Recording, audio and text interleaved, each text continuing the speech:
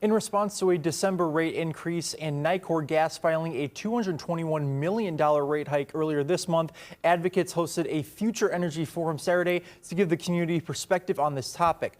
Nicor proposed this multi-million-dollar request to the Illinois Commerce Commission January 9th. According to its website, this will be used for upgrades like replacing equipment and relocating natural gas facilities. If approved, customers would pay $6 more a month.